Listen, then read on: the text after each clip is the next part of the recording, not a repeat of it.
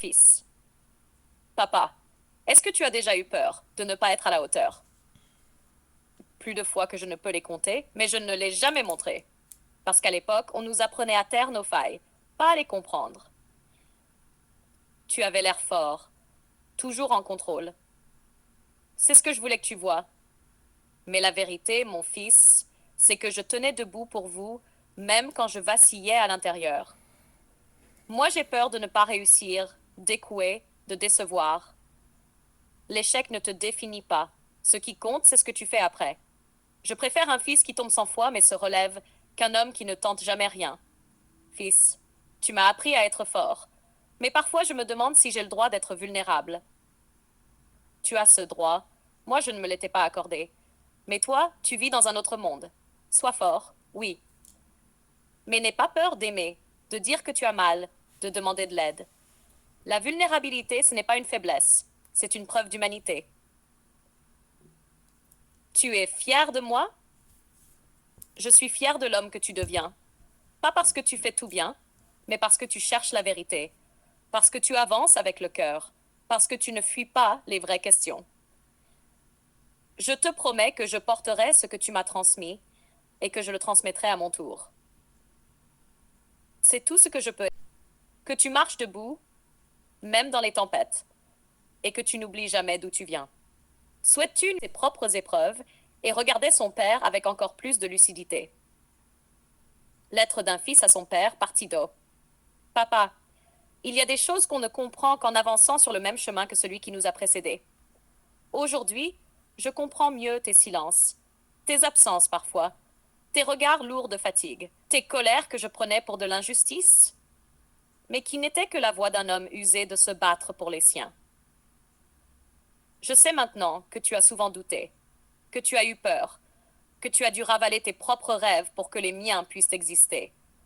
Tu m'as appris sans grand discours, par ton attitude, par ta manière de tenir bon quand tout te poussait à lâcher, par ta façon de faire passer l'honneur avant la facilité. Et même quand je t'ai jugé, même quand j'ai cru que tu ne m'écoutais pas, tu étais là, solide, silencieux, mais toujours là. Je ne cherche plus un père parfait. Je vois maintenant l'homme derrière le père, et je l'admire plus encore. Je suis ton prolongement, mais je veux aussi être ton miroir. Un homme qui porte ton héritage, mais qui ose à son tour avancer avec ses choix, ses responsabilités, ses combats. Tu ne m'as pas seulement élevé, tu m'as forgé. Et si un jour j'ai un fils, je veux qu'il voie dans mes yeux ce que je vois maintenant dans les tiens. La trace d'un homme qui a aimé à sa manière, mais profondément. Merci pour la vérité brute, pour la force discrète, pour la lumière que tu as posée, même dans le noir. Ton fils, devenu homme. Sire, tu n'es pas un homme parfait. Personne ne l'est.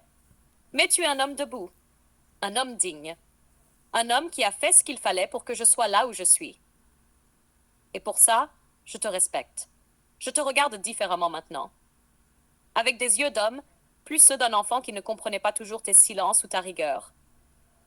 Je comprends mieux aujourd'hui ce que c'est que de porter une famille sur ses épaules, de serrer les dents sans rien dire, de faire passer les autres avant soi.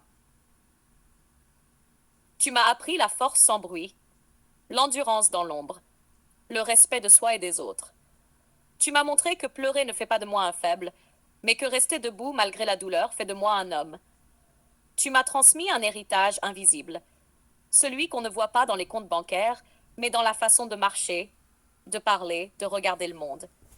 Et cet héritage-là, je le porterai fièrement. Papa, merci de m'avoir aimé à ta manière. Mes conseils, chaque silence, plein de sens.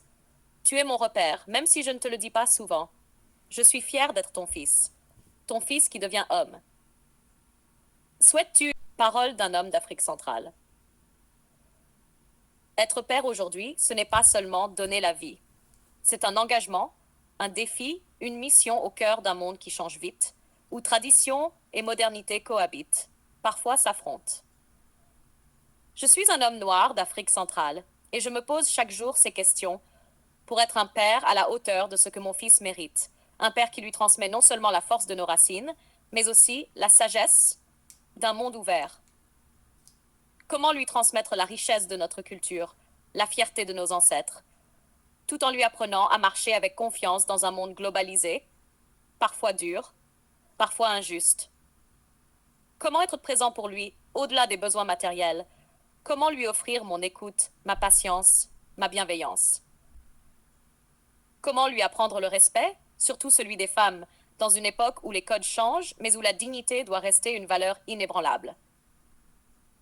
Comment l'aider à construire une identité forte, loin des stéréotypes, capable de s'affirmer avec courage et humilité? Suis-je un modèle assez honnête, assez humble pour lui montrer que la vraie force n'est pas dans la dureté, mais dans la maîtrise de soi et la capacité à exprimer ses émotions? Quelle tradition, quelle valeur, quel conte lui raconter pour qu'il soit fier d'être un fils d'Afrique, porteur d'un héritage millénaire? Comment lui apprendre la discipline et le travail sans lui voler sa créativité, sa liberté de penser et de rêver? Comment l'aider à accueillir l'échec comme une étape vers la réussite, à persévérer quand tout semble lui dire d'abandonner? Suis-je prêt à reconnaître mes erreurs, à grandir avec lui, à changer si besoin, pour être le père dont il a besoin? Comment l'élever pour qu'il devienne un homme respectueux, responsable, capable d'empathie, dans une société parfois dure et exigeante? Quel équilibre trouver entre autorité et complicité, entre tradition et modernité, entre rigueur et tendresse? Être père, c'est être un guide dans le chaos, une lumière dans l'obscurité. C'est transmettre la flamme sans jamais l'éteindre.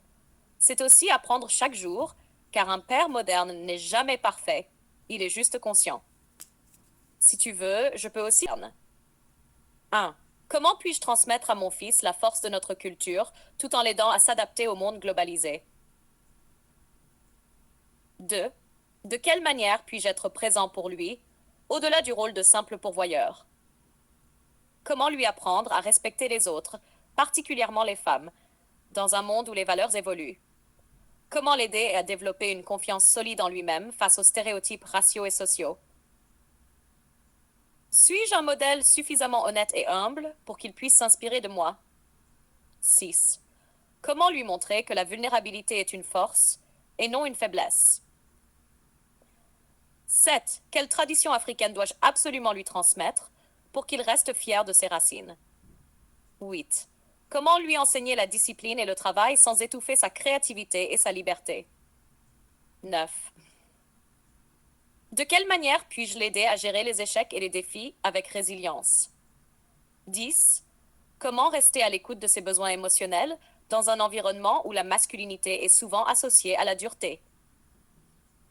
Suis-je capable de reconnaître mes propres erreurs pour mieux guider mon fils? 12. Comment l'encourager à être un homme respectueux, responsable et empathique dans une société parfois dure et injuste? Quel équilibre dois-je trouver entre autorité et complicité dans notre relation? Comment préparer mon fils à devenir un acteur du changement dans notre communauté et dans le monde? Quelles sont les valeurs que je souhaite voir grandir en lui d'ici 10, 20 ou 30 ans? C'est qu'est-ce dans le monde moderne? Perspective Afrique centrale. Un père idéal aujourd'hui est bien plus qu'un simple protecteur ou pourvoyeur.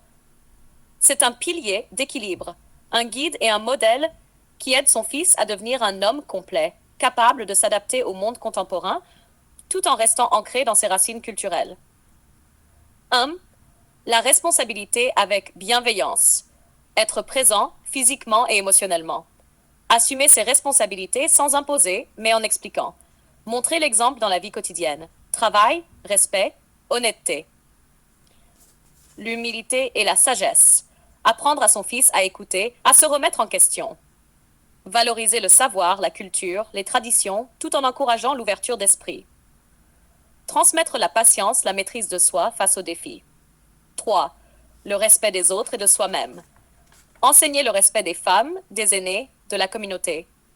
Encourager la dignité et l'estime de soi, notamment dans un monde où les stéréotypes peuvent peser. Éduquer sur la tolérance et la diversité. 4. La force dans la douceur. Être un modèle de force non violente. Montrer que la vulnérabilité n'est pas un défaut, mais une force. Cultiver l'empathie et la capacité à communiquer ses émotions. 5. l'indépendance et la persévérance. Encourager à devenir autonome, responsable de ses choix. Apprendre que l'échec est une étape normale vers le succès. Insister sur le travail dur, la discipline et la détermination. 6. L'identité culturelle et la modernité. Faire connaître et transmettre la richesse des traditions, langues et valeurs africaines. Favoriser un équilibre entre fierté culturelle et adaptation aux exigences globalisées. Aider à forger une identité forte dans un monde souvent stéréotypé ou clivant. En résumé, un père idéal est un compagnon de route qui guide son fils avec